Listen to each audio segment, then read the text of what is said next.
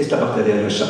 Hori, pentsonak egin eman liburu bat eta begira, ikasi zazu, indukitzak egiten ez duen hizkuntza hau, jende gehienak ezin dugu egin. Baina igual batzuk bai, oso azkarrak bagira. Eta oso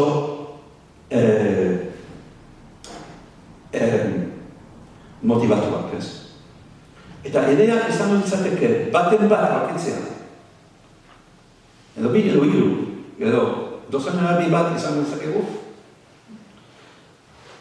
Batzuk, eta horiek hasi behar dute, baratza ereiten.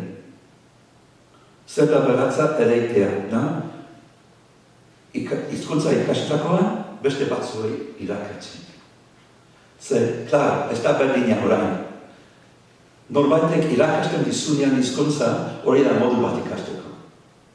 Baina, lehenengo modu hori izan, ez zegoen inigo, zuri irakasteko. Orduan, hau da gauza bat gero eta erresago, relatiboki, bihurtu daitekena, behin hasizkero. Nik labearen metafora ere erabiltzen dut. Metafora asko ditut. Batzen, baratza eta orain labeen daude. Hemen daukagu labe bat geztuta, eta, ogia bat ez da. Izan tadoak izango dira. Tadoak egiten egera, labea berrotuta dago.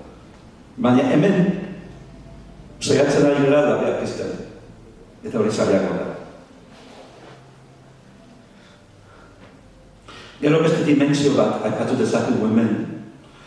Ze, esaten baina zen guztia oso ondo, baina nork. Egingo du hau ez. Orduan, dakigunez, onena, eta neurri batean logikoena, neurri handi batean, izango deteke bertakoek egitea. Arazoa da ez dakitela.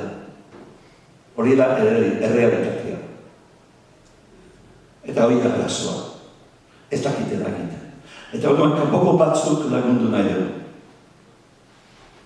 Eta lagunduko dugu aldeko moduan beraiek behar duten arabera. Baina benetan interesatzen zaiguna ez da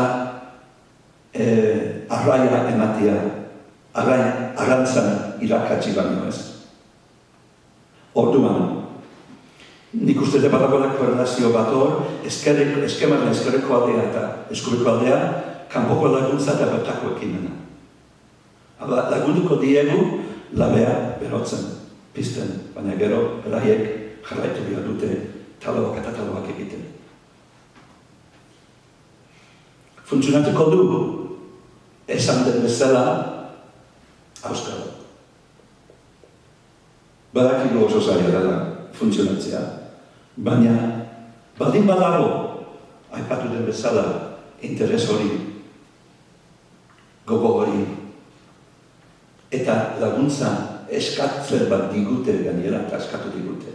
Zer egingo dugu? Saiatu ez. Saiatu bilatzen modu bat, modu koherente bat.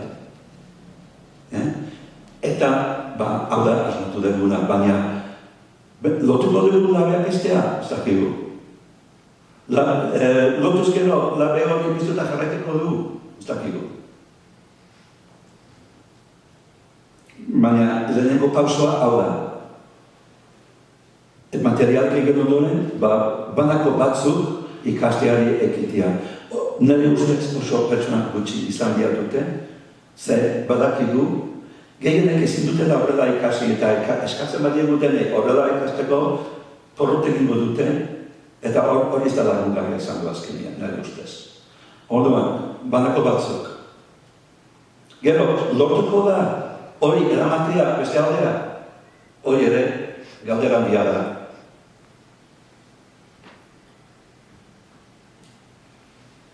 Orduan, baina, suposatuz, joango gero da pausoak egiten hemen,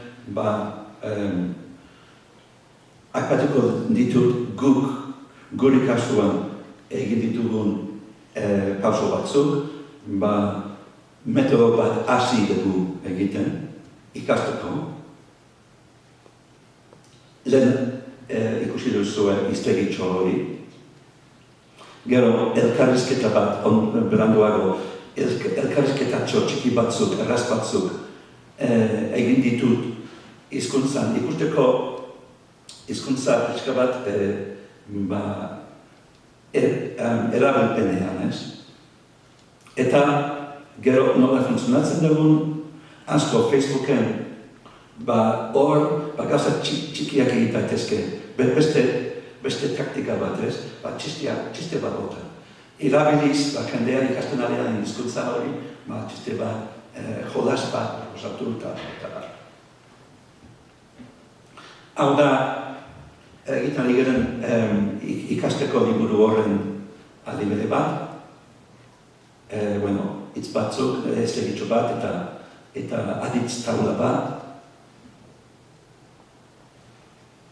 Hau da, dialogoa, lau dialogo egin ditugu, orduan,